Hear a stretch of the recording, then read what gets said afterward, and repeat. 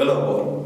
كلنا عارفين ان الشك بيبقى شيء متعب ومؤلم، واصعب شك مش الشك اللي انت بتشك في حد بتحبه، لا، اصعب شك اللي بيحصل اتجاه نفسك لما انت من جواك تكون مهزوز، مش حاسس بقيمتك، مش متاكد من كفاءتك، مش مدي لنفسك حقها. كل حاجه حواليك بتقلقك، شعورك بالاهتزاز مش بس صعب، ده كمان بيكون مخيف جدا. فالفيديو ده هقول لك فيه على 5 نصايح هيساعدوك انك تلاقي شيء من الثبات والامان النفسي. بس شرط ال5 نصايح دول هو ان كلهم محتاجين منك شويه اهتمام بنفسك. 5 كلمات. رقم 1: نفسك. فالاهتزاز ده معناه ان انت مش شايف نفسك كويس، مش شايف نفسك بالشكل اللي هو انت المفروض تشوف نفسك بيه، مش شايف نفسك في المكان اللي بيحسسك بالامان والثقه. فبتبقى محتاج تعيد نظرتك لنفسك وتشوفها من كل الزوايا، وتحب اللي فيها يتحب، وتطور الحاجه اللي هي محتاجه تتطور، وتتقبل الحاجه اللي جواك اللي هي محتاجه انها تتقبل زي ما هي، لان مفيش حد كامل. الكلمه الثانيه: الحياه. محتاج انك تراجع نفسك، انت بتشوف الحياه ازاي؟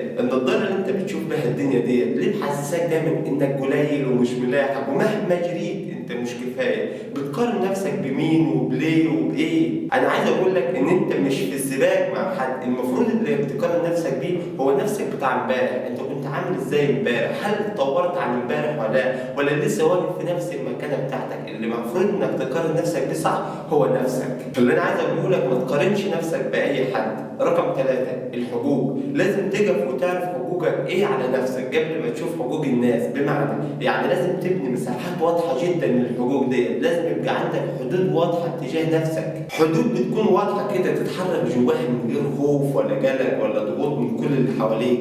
يعني انت عارف حدودك كويس في العلاقه اللي انت موجود فيها او في المكان اللي انت موجود فيه علشان تكون بتطالب بحقوقك ديت، وعارف حدود علاقتك اللي انت موجود فيها علشان ما تتخطاش الحدود ديت بعد كده تتضرر وتتيأس وتكتئب وتحس انك كده لا، ده انا ازاي بيتعامل معايا بالطريقه دي؟ للاسف انت مش فاهم حقوقك كويس مع الشخص اللي قدامك، او مش فاهم حدودك كويس معاه. فالحدود في العلاقات مهمه جدا، تعرف حقوقك في العلاقه اللي انت موجود فيها او في المكان اللي انت موجود فيه. رقم 4: الشطاره. يعني ايه شطاره؟ والشطاره بالنسبه لك ايه؟ وهل انت شاطر ولا لا؟ ولو انت شاطر طب شاطر في ايه؟ ولو مش شاطر فانت ازاي تبقى شاطر؟ فالشطاره مهمه جدا عشان الامان النفسي، عشان لو انت عارف انت شاطر في ايه ومتميز في ايه هتقدر تاخد الخط بتاعك وتكون ساحب فيه ومفيش حاجه توقفك، لان انت عارف امكانياتك كويس وعارف ان الحته دي انت شاطر فيها. حتى لما تدور على وظيفه هتدور على الحاجه اللي انت شاطر فيها عشان تثبت نفسك كويس في الحته دي. فانت لازم تكون عارف الحاجه اللي انت شاطر وموهوب فيها علشان ديت اللي هتحدد مستقبلك بعدين.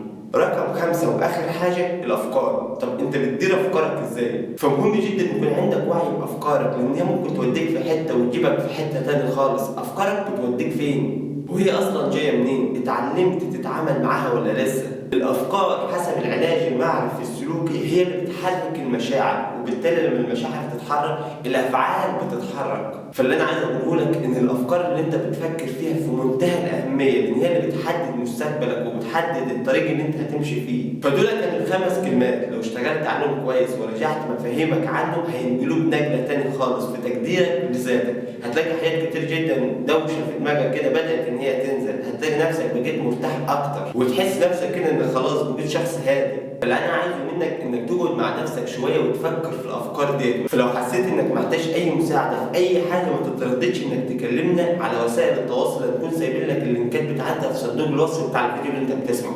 اسال في اي حاجه بتشغل بالك وبتقلقك وبتزعجك، اسال فيها واحنا ان شاء الله هكون برد عليك في كل اللي انت عايزه. فما تنساش انك تعمل لايك للفيديو وتشترك في القناه، لان ده يساعدنا جدا ان احنا ننتشر ونوصل الوعي والامان النفسي لكل الناس. سلام.